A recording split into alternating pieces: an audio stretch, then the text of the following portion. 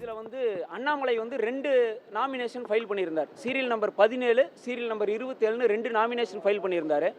அதில் serial number 17 part 3ல கையெழுத்து போடாமல் இருந்தாங்க, அது ரிஜெக்ட் ஆயிடுச்சு.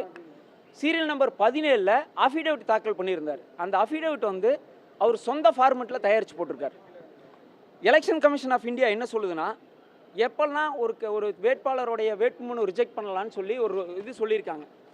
ரூல் நம்பர் 4.5ல் 14ல் தெளிவாக சொல்லியிருக்காங்க. எலெக்ஷன் கமிஷனோடைய ப்ரிஸ்கிரைப்டு ஃபார்மெட்டில் அஃபிடேவிட் இல்லைன்னு சொன்னால் கண்டிப்பாக அது ரிஜெக்ட் பண்ணணும்னு சொல்லியிருக்கு.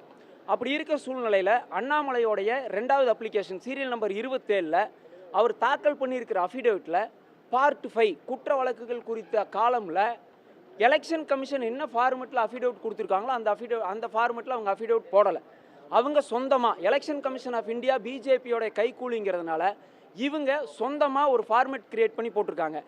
பாவம் சுயேட்சை வேட்பாளர்களாக இதே மாதிரி சின்ன சின்ன தவறு நடந்ததுக்கு அவங்களோட சுயேட்சை வேட்பாளருடைய நாமினேஷனில் ரிஜெக்ட் ஆகிருக்கு.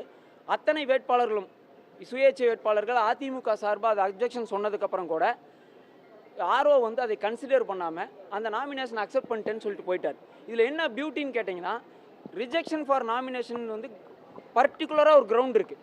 அதை புக் எடுத்து படிக்கிறதுக்கோ காது கொடுத்து கேட்குறதுக்கோ அதுக்கு டைம் இல்லை. இதே மாதிரி தான் நேற்று நீங்கள் உங்கள் மீடியா நண்பர்கள் எல்லாத்துக்கும் தெரிஞ்சிருக்கோம்.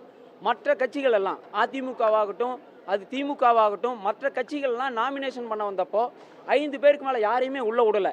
ஆனால் நீங்கள் நேற்று லைவில் பார்த்துருப்பீங்க, அண்ணாமலை நாமினேஷன் பண்ண வந்தப்போ குறைந்தது 10 பேர் இருந்தாங்க உள்ள, லைவ்லேயே ஓடிச்சு. அப்போது எங்களுக்கு என்ன சந்தேகம்னா, இந்த எலெக்ஷன் கமிஷன் வந்து அண்ணாமலைக்கு ஒரு சட்டம், பிஜேபிக்கு ஒரு சட்டம், அதிமுகவுக்கு ஒரு சட்டம் வைக்குதா? அதாவது வேட்புமனு தாக்கலப்போ நிறைய பேர் இருந்ததுக்கு மாநில தேர்தல் ஆணையத்தில் புகார் கொடுக்க போகிறோம், இங்கே கொடுத்துருக்கோம். இவங்க வந்து எப்படின்னு கேட்டிங்கன்னா, இங்கே கொடுத்தோம்னா நம்மளுக்கு அக்னாலஜ்மெண்ட் கிடையாது, நடவடிக்கை எடுக்க மாட்டாங்க. மாநில தேர்தல் ஆணையத்தில் கொடுக்குறோம். இதில் என்னன்னு கேட்டிங்கன்னா, எலெக்ஷன் கமிஷன் வந்து யாருக்காக இந்த எலெக்ஷன் நடத்துகிறாங்கன்னே தெரிய மாட்டேங்குது.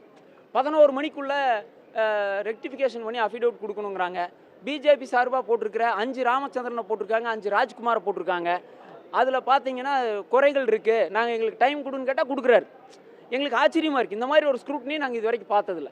உடனுக்குடன் செய்திகளை தெரிந்து கொள்ள சன் நியூஸ் பெல் ஐகானை கிளிக் பண்ணுங்கள்.